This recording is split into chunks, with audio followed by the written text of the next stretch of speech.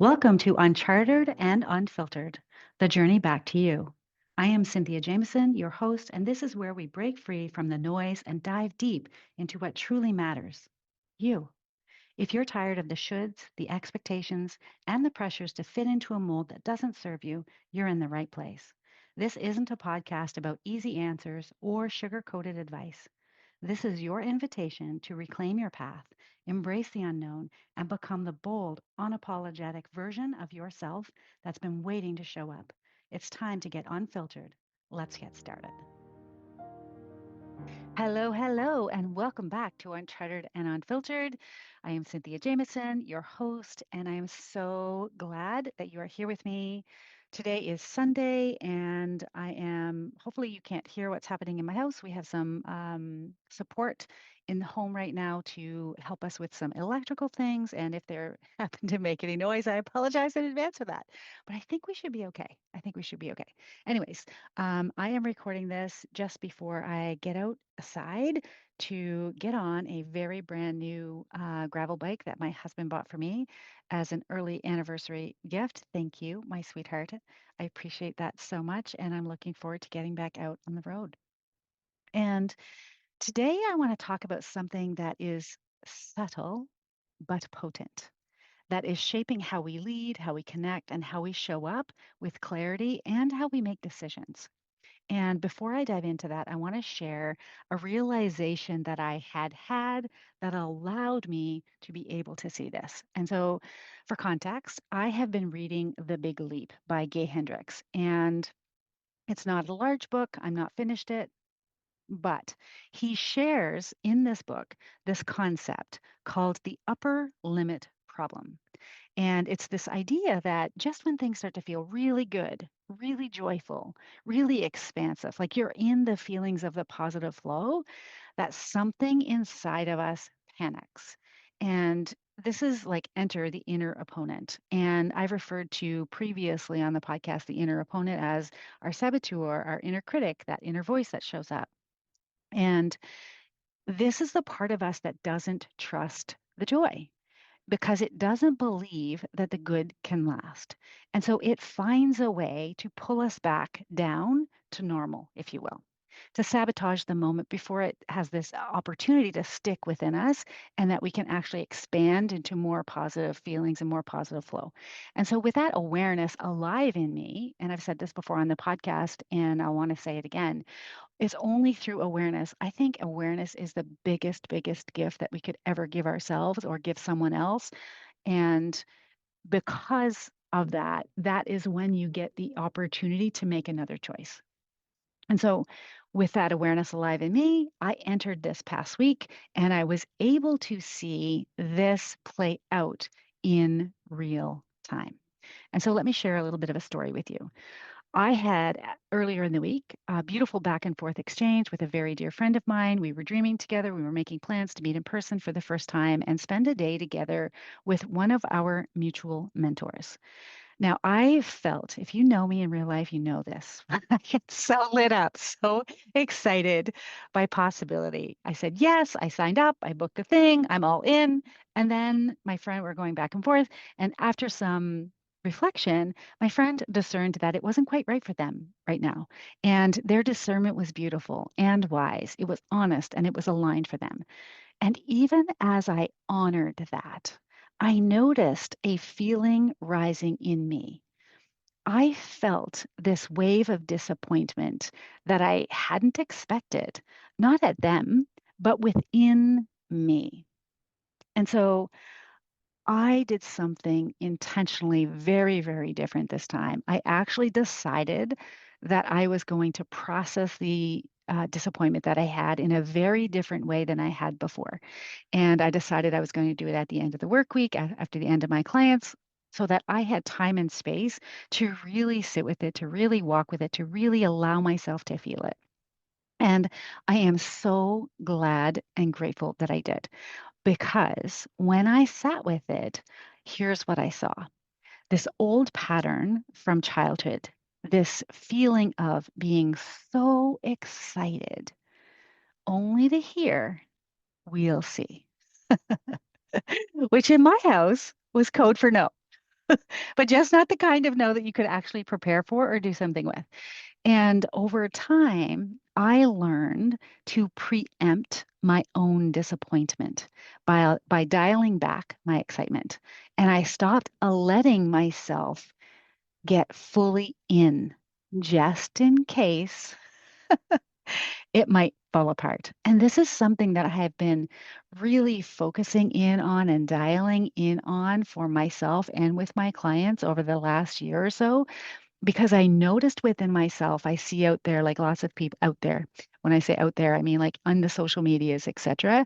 Like there is this invitation for all of us to go all in and live the most amazing of lives. And I was curious about like what is the hesitation and where does that come from within me? And I've been, just peeling back the layers and the layers and the layers of it. And this was another layer, and it was such a beautiful layer because it's helping me get to the bottom of it, to the root of it. And I think that this pattern, I mean, my childhood story, this lives in our boardrooms. It lives in our Zoom rooms and it lives in our team meetings today because we'll see has also grown up and evolved. It may not be the language that resonates with you today. It just wears different clothing. And that clothing might sound or seem more sophisticated, but the energetic pattern is the same. And here's what it sounds like. Let's circle back, which, if you translate that, it's really, I'm not ready to confront and I'm not ready to commit. And the impact to that is that it creates confusion and it deflates momentum within your people and your teams and your organizations. Here's another one. Let's put a pin in it. And here's the translation. I'm overwhelmed or I'm unsure how this fits or how it fits in, how where it's going to go. And the impact to that is the energy gets suspended without any clarity or direction. It's just hanging there. And another way that this shows up is like, I'm not ready to decide yet. And how this translates is I'm afraid of making the wrong move or being held accountable. And the impact of that is trust erodes. And it's not even just, I mean, it's trust erodes within the self, within others, within the organization, when teams or others cannot count on you to be able to choose a path. And these are phrases that I have used too, sometimes with good reason. And they sound responsible, even strategic, but often they are protection strategies. And these are the things that I have been learning. So what do I know about this? I know that when these become our default responses, they don't preserve clarity. They actually delay it. They don't create psychological safety, they create ambiguity. They don't build trust, they stretch it thin. And so there's a cost to this. Now, you might be thinking that you are being careful or you're being thoughtful, but your team, they are reading between the lines. They're feeling the pause, like energetically feeling that pause, and then they're wondering, am I doing something wrong? Like they're looking, they're looking at themselves. Is this idea going nowhere? Can I trust this leader's direction? Can I trust what they say to me? Can I trust their decisions? And over time, they stop bringing their best energy to the table. Not because they don't care, not because they don't care, but because the emotional whiplash of let's wait and see becomes too heavy to carry. So here's what you can do instead. This isn't about getting it perfect because you don't need to know everything. And I know that if you're listening to this podcast, I know that's what you think. I know that's what you believe. And it's not true. And we can absolutely know that this is not true because there is no book of answers that resides where we can go and get everything answered all at once or that everybody has the answer. So why would you ever think that? Now, I say that and that may sound judgmental and that's not my intention. Let me be clear. My intention here is to point out the cognitive distortion that your brain is asking you, or I shouldn't say asking you, it's putting pressure on you that you have to know everything, which doesn't support you. It doesn't serve you. And so we do need to be honest about where we are and why. And so here are some things that you can try. You could say, I need time to think. And Here's when I will circle back. Or let's circle back on this particular time or day. It could also sound like I don't know yet. And here's what I do know. This doesn't feel aligned right now, but here's what does feel aligned. Or maybe it sounds like I need a little bit more time. I will come back to you with a decision by Friday. Or, and this is my last one, is to think about like I'm sitting with some fear around this. This is the vulnerable choice. I'm sitting with some fear around this. I'm afraid of getting this wrong. Can we talk it through? Can we explore it? Can we come to some direction or some clarity together? Because clarity doesn't require certainty, it requires presence. Clarity, even when it's incomplete, is still a form of care. And your presence as a leader is not about having all the answers. It's about staying honest and it's about staying present and it's about staying in the room versus being in your head. And so I want to come back to this full circle moment in my story because that moment of disappointment wasn't just a letdown. It was also my upper limit showing itself to me, which I think is a beautiful thing. It was my inner opponent trying to steal the joy before things got too real. And this time I caught it. Because when you know the pattern, you can interrupt it. You can choose to feel the full joy, even if it ends up differently than you imagined. You can choose to be the leader who doesn't flinch at clarity or sabotage energy with vague placeholders that we give people. You can say what's true, even when it's messy, and still be trusted. And so today I want to leave you with this invitation. What is your version of we'll see? Where are you muting momentum with polite indecision? And what would it look like to lead with clarity, even when it's still forming? So if this hits close to home, I think that's a good thing because it means that you're paying attention and let it be uncomfortable. Let it be clarifying. Let yourself sit with it so that you can let it move you. And if you want support with working through these patterns in yourself, with your team, reach out. This is the kind of coaching that I do every day because the version of you that trusts your own direction, that version leads with truth, alignment, and courage. And with that, I will see you back here next week. Take care. Make it a great one. I hope that you're walking away feeling more aligned with your true self, more confident in the choices ahead, and ready to leave the safe path behind, knowing you've got everything you need within. Remember, the journey to you isn't about finding one perfect direction. It's about trusting yourself enough to explore all of it.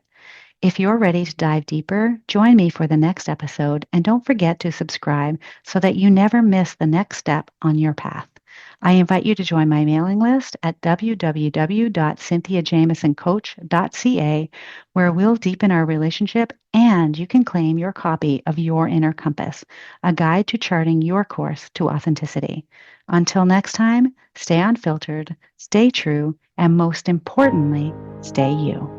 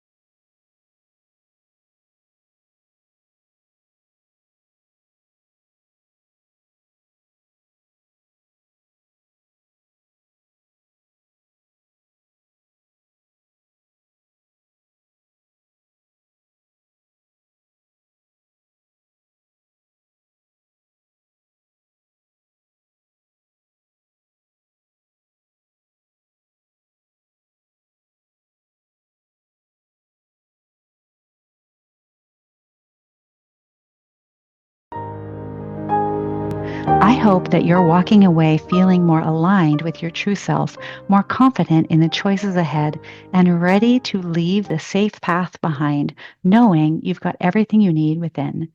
Remember, the journey to you isn't about finding one perfect direction. It's about trusting yourself enough to explore all of it. If you're ready to dive deeper, join me for the next episode and don't forget to subscribe so that you never miss the next step on your path. I invite you to join my mailing list at www.cynthiajamisoncoach.ca, where we'll deepen our relationship and you can claim your copy of Your Inner Compass, a guide to charting your course to authenticity. Until next time, stay unfiltered, stay true, and most importantly, stay you.